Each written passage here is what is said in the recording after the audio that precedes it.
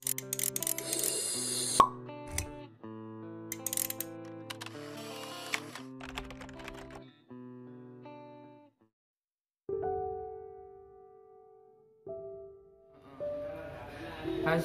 ya Assalamualaikum warahmatullahi wabarakatuh. diprint petang pola. Ini petang pola diprint wis tak kei bisa. Menyapa kembali. Semoga kita Ini mau semua coba? selalu dalam Ini tak rubah, Allah, bisa. selalu diberi kesehatan, selalu diberi kelancaran rezeki, halal tayyiban, amin. Para sahabat hidayah, pada kesempatan kali ini alhamdulillah saya kedatangan tamu istimewa. Kedatangan saya yang ditanya Yang mana beliau ini adalah seorang alumni Pondok Pesantren Sugeng Pasuruan Jawa Timur yang asli dari Malang. Alhamdulillah pada kesempatan kali ini kita akan ngobrol santai ya Ustaz ya. Akan ngobrol santai terkait dengan fenomena alam yang sedang terjadi pada kali ini. Yang mana pada tahun ini kita semua sedang mengalami masa-masa pandemi Corona COVID-19, yang mana banyak orang mengeluh tentang masalah perekonomian. Banyak orang yang kehilangan pekerjaan, banyak orang yang pemasukannya berkurang, sedangkan pengeluaran tiap hari pemasukan kurang. Nah, dari itu saya dan Ustaz saya ini akan berbincang-bincang masalah itu. Bagaimana seharusnya kita menyikapi hal tersebut, bagaimana kita itu tidak sampai kecil iman. Artinya kita harus tetap yakin bahwasanya kita semua itu sudah ada rezeki yang sudah dipastikan oleh Allah Subhanahu wa Ta'ala. Baik, langsung saja kepada Ustaz Zainul Said yang akan memberi pencerahan terkait tentang masa-masa pandemi Corona. Ustaz, kami persilakan. Terima kasih, alhamdulillah. Sebelumnya saya ucapkan assalamualaikum warahmatullahi wabarakatuh. Waalaikumsalam warahmatullahi wabarakatuh. Dan kronologinya sebenarnya ini saya terciduk pemirsa. Ini saya lagi waktu ngopi-ngopi nongkrong, kemudian kedatangan beliau bawa kamera. Saya kira mau ngeprank. Ternyata mau bincang-bincang katanya. Monggo, silaturahmi lah, hitung-hitungan silaturahmi. Saya lagi ngopi-ngopi enak ini. Nah, nongkrong ngopi enak bisa. Diciduk. Dan beliau saya terciduk. Sebenarnya saya juga bukan ustad, bukan kiai. Kalau ustad pakai surban, saya nggak pakai topi. Kalau ustad nggak pakai peci, beliau lah ustad sebenarnya pakai peci. Ya, jadi tadi mengenai tentang apa ini rezekinya, rezeki saya. Oh ya, rezeki. Masalah rezeki memang di saat era pandemi Corona COVID-19, COVID-19 ini sangat mematikan ekonomi rakyat Indonesia. Ketika pandemi ini banyak, mungkin diantara juga terdapat pemirsa karena di PHK dari pekerjaannya, atau dipecat dari pekerjaannya, atau dirumahkan, apalah itu bahasanya, itulah pokoknya berhenti dari pekerjaannya intinya lah. Disitulah pendapatan kita ini berkurang, kita merasa rezeki kita berkurang. Maka dari itu sudahlah, jangan kecil hati, jangan lemah imannya, kita tetap semangat bahwasanya kalau rezeki itu sudah ada yang nanggung, yaitu Allah Subhanahu wa Ta'ala. Rezeki kita itu sudah dicatat mulai sejak dahulu, sebelum kita lahir, sebelum langit dan bumi diciptakan. Rezeki kita itu sudah diatur oleh Allah. Jadi kalau misalnya satu hari satu gelas, ya itulah sudah dicatat satu hari satu gelas. Kita jangan berharap lebih, konyol, rasanya konyol. Sudahlah seperti itu. Jadi kita harus semangat, usaha, dan jangan lupa berdoa. Karena ini ada cerita masalah tentang rezeki itu. Insya Allah kalau nggak salah dalam kitab Suriah menerangkan tentang hikayah cerita-cerita. Ceritanya begini, suatu hari ada seorang pemburu yang namanya pemburu ke hutan, bukan ke kota. Kalau ke kota itu berburu apa? Tak tahulah, terserah ada yang jawab. Jadi berburunya itu ke hutan. Namanya orang berburu bawa bekal. Namanya itu adalah Ibrahim bin Adham. Beliau berburu ke hutan membawa bekal dengan bekal roti. Kemudian sampai di suatu tempat datang burung gagak. Nah, burung gagak ini mengambil rotinya. Heran Ibrahim. Ada burung gagak makan roti. Biasanya kan makan pizza. Bukan pizza. Burung gagak makanannya daging. Kalau nggak salah bangkai. Soalnya saya nggak pernah bincang-bincang sama burung gagak. Jadi intinya makanannya bukan roti. Heran, kok ada burung gagak makan roti. Setelah ngambil roti, burung gagaknya terbang. Kemudian apa bahasanya? Diikuti sampai ke mana burung gagak, kok rotinya di bawah. Saya dibawa, setelah sampai ke suatu tempat, ternyata rotinya dikasihkan kepada orang yang lagi terikat di pohon. Ada orang yang sedang diikat di pohon. Disamperin sama Ibrahim, ditanya, oh ternyata burung ini ngasih makan ke orang yang diikat. Kemudian ditanya, kamu ngapain di sini? Sudah jelas ikan masih tanya. Ya saya kemudian yang diikat itu bercerita bahwasanya orang itu ternyata seorang pedagang yang dirampok, barang-barang dagangannya semua dibawa oleh perampok. Kemudian katanya setelah itu orang itu diikat di pohon itu.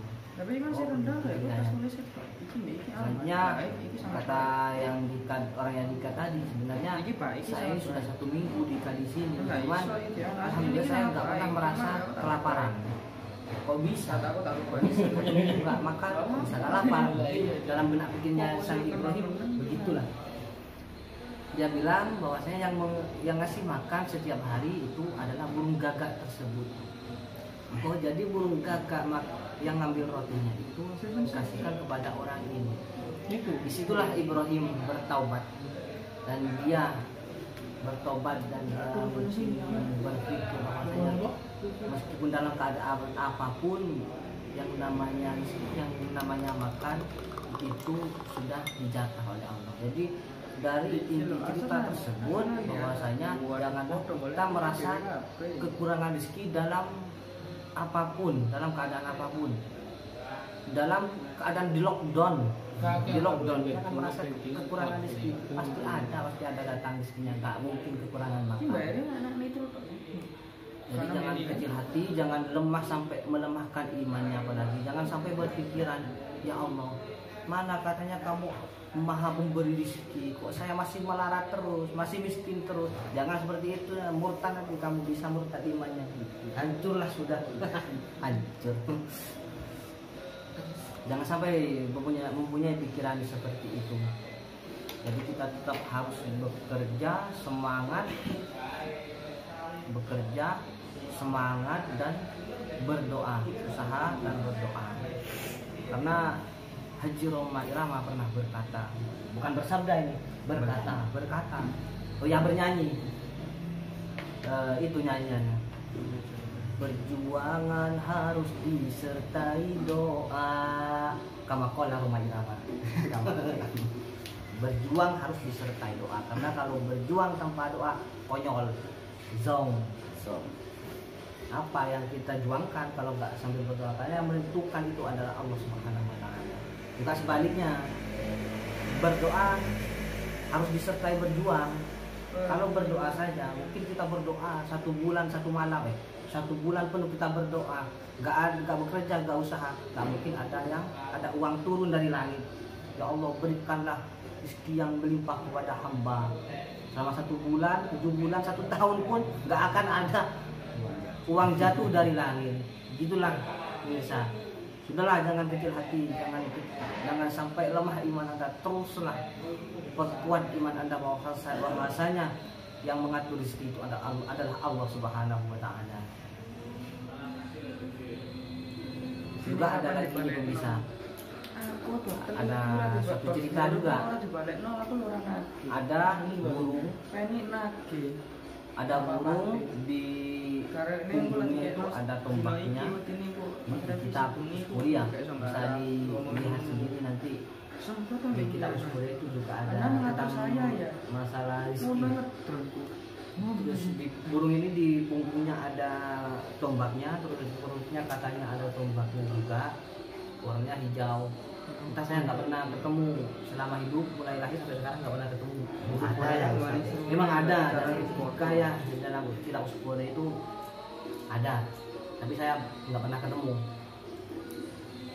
Nah, ceritanya burung itu suatu hari ada ikan di dasar laut, ikan paus. Ikan paus ini merasa nggak enak, mau makan makanan sehari-harinya di laut itu nggak enak karena ada daging sisa makanan yang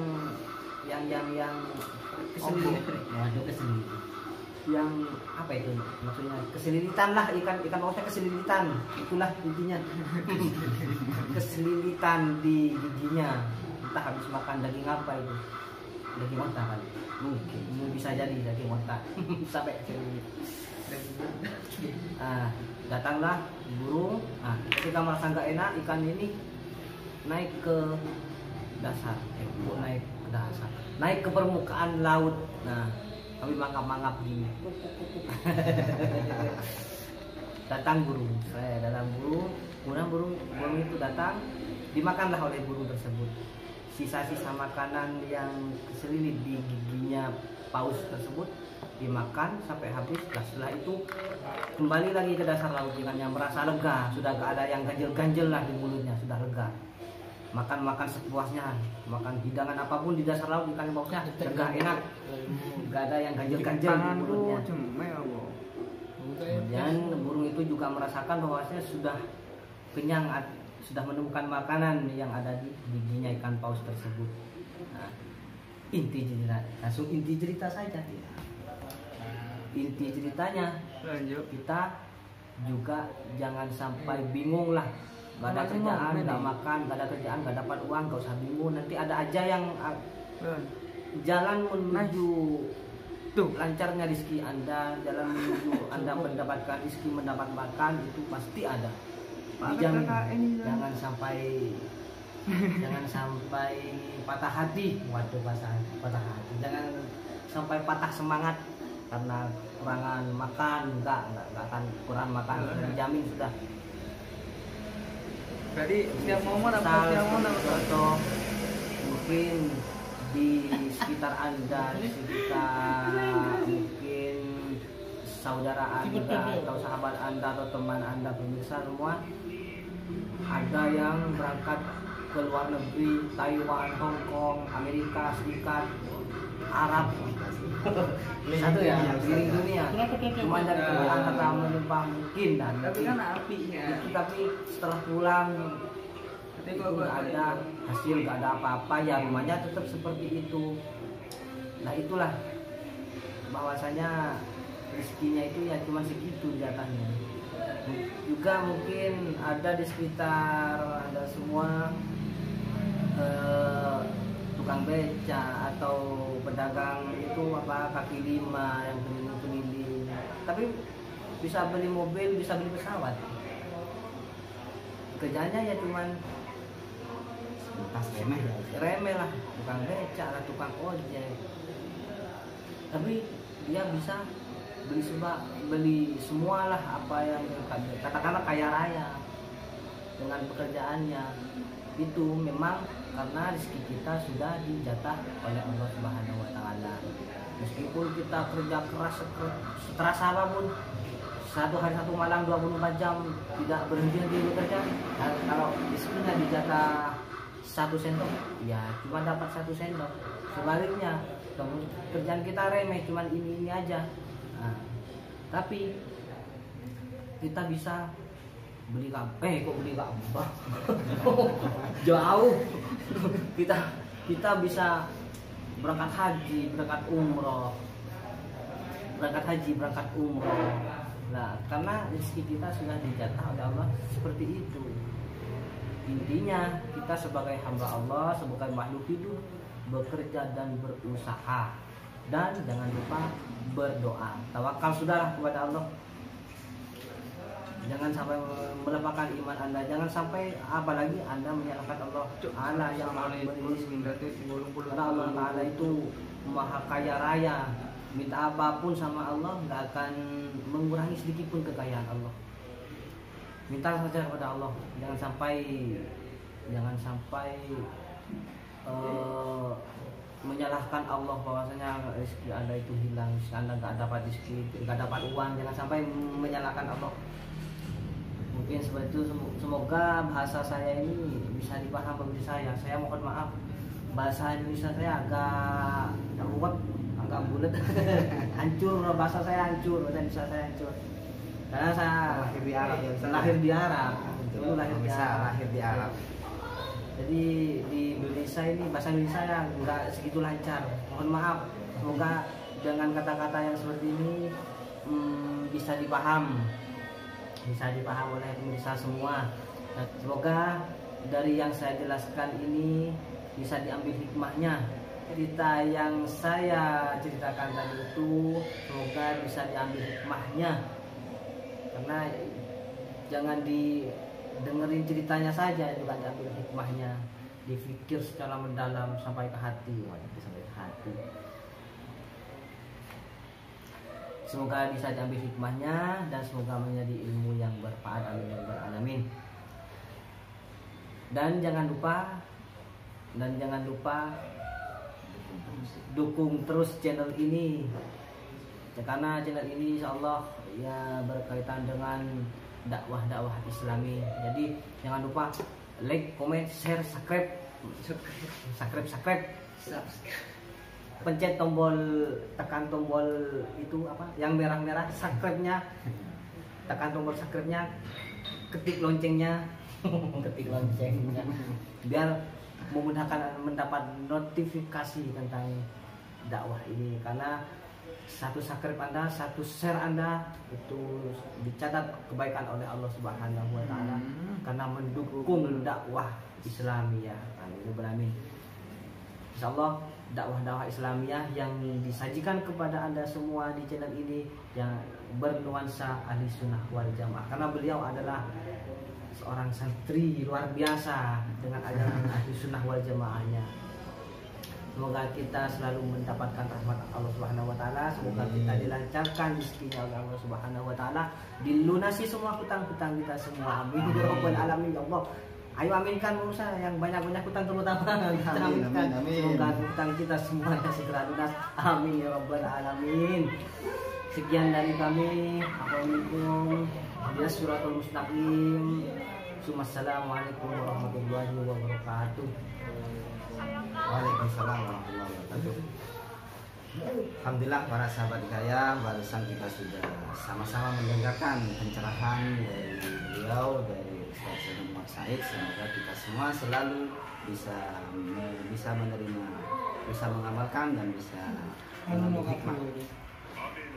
Para sahabat kaya, mungkin kesempatan kali ini sampai di sini saja. Kurang lebihnya kami mohon maaf, ada benarnya itu kepada Allah Subhanahu wa taala dan kurangnya ada salahnya itu bumi dari kebodohan kami. Betul. Kami akhiri. Assalamualaikum warahmatullahi wabarakatuh.